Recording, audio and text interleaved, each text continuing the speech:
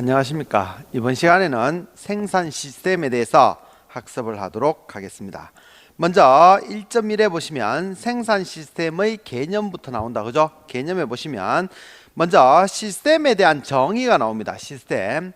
우리가 시스템이라는 것은 뭐냐면 이 제품을 만들어내기 위해서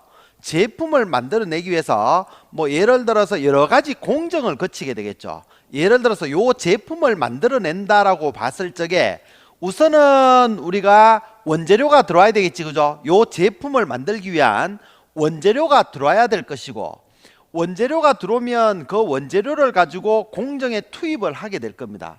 투입을 하게 되면 A라는 공정, B라는 공정, C라는 공정, D라는 공정을 거쳐서 제품이 나오게 되는 거죠. 그렇게 했을 때 내가 맡고 있는 뭐 업무는 요거다 라고 했을 때 나만 잘한다라고 해서 이 제품을 잘 만들 수 있는 게 아니죠. 우선은 뭐냐면 이 규격에 맞는, 어떻게 보면 시방에 맞는 그 원재료가 좋은 원재료가 들어와야 될 것이고, 그리고 각각의 공정에서 정확한 어떤 기계라든지 설비라든지 이런 것들을 정확하게 운영을 해서, 그죠? 설정을 맞춰서, 그리고 난 뒤에 제품을 만들어야 되겠지. 알죠? 그러면 우리 회사에 어떤 구매 부서가 있고, 생산 부서가 있고, 또 판매 부서가 있고, AS 부서가 있고, 이런 모든 것들이 하나가 되는 겁니다. 이걸 시스템이라고 얘기를 합니다. 그냥 제품만 잘 만든다라고 해서 끝나는 게 아니고, 이런 회사 어떤 전체적인 움직임, 전체, 이걸 갖다 우리가 시스템이라고 이야기를 한다, 이렇게 생각하시면 될 것 같습니다. 그래서 시스템에 대한 정의는 뭐냐면 특정 목적이 있습니다. 시스템이라는 것은 목적을 가지고 있는 거예요. 특정 목적을 달성하기 위해 여러 개의 독립적인 구성인자가 있겠지, 그죠? 구성인자, 뭐 예를 들어서 그 원재료가 들어올 때 뭐 수익 검사라든지 구매 부서가 있을 것이고, 각 공정이 있을 것이고, 또 어떤 제품 검사가 있으면 제품 어떤 검사하는 쪽, 그리고 출하가 이루어지면 출하하는 쪽, 뭐 AS면 AS, 이런 어떤 여러 개의 독립적인 구성인자가 상호간에 유기적인 관계를 가지고 있어야 됩니다. 일단은 특정한 목적을 가지고 있어야 되고, 여러 개가 유기적인 관계를 가지고 있어야 된다 이거지, 그죠? 그래서 유기적인 관계를 유지하는 하나의 집합체, 이런 것들이 이제 종합적으로 모여서 좋은 제품을 만들어내게 되는 거죠. 그래서 이걸 갖다 우리가 시스템이라고 얘기를 한다. 그래서 특정한 일단 목적이 있어야 됩니다. 그렇죠? 특정한 목적이 있어야 되고, 여러 개의 어떤 독립적인 인자들이 있겠지, 그죠? 인자들이 유기적인 관계를 가지고 있어야 됩니다.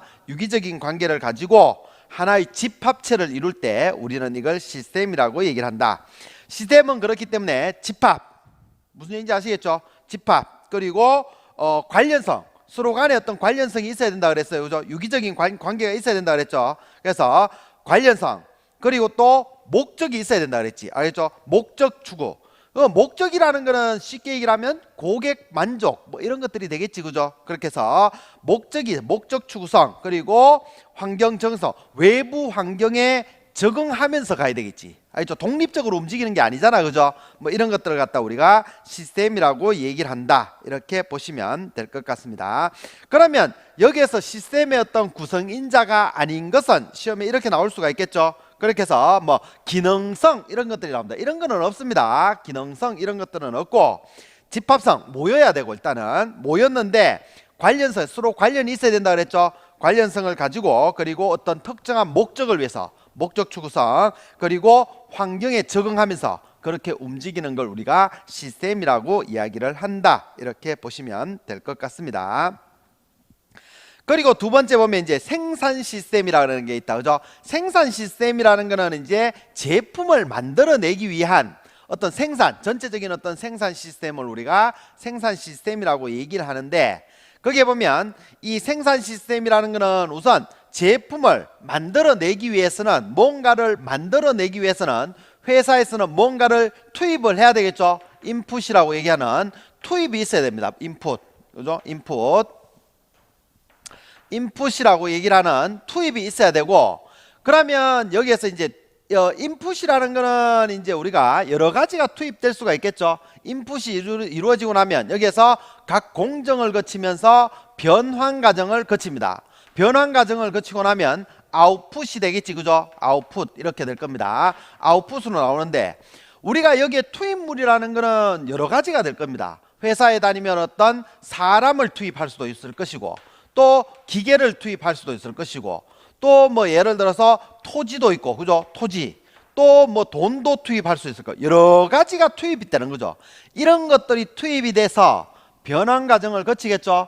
변환 과정을 거치고 나면 아웃풋으로 나오는 거는 크게 이제 우리가 두 가지가 있습니다. 이렇게 해서 눈으로 보이는 이런 제품이 있지, 그죠? 눈으로 보이는 이런 제품을 갖다 우리가 재화라고 얘기를 합니다. 재화라고 얘기를 하고, 눈에 보이지 않는 서비스가 있지, 알죠? 이걸 갖다가 서비스라고 그렇게 이야기를 합니다. 그래서 우리가 생산 시스템이라는 거는 뭔가를 투입해서, 원재료도 있겠지, 그죠? 원재료, 사람, 기계, 토지, 또 기타 등등 여러 가지를 투입합니다. 이런 것들을 투입해서 주물딱주물딱 변환 과정, 공정을 거쳐서 제품이 나오는데, 제품은 이런 눈에 보이는 재화가 있고, 또 눈에 보이지 않는 서비스라는 이런 것들이 있다, 이렇게 생각해 주시면 될 것 같습니다.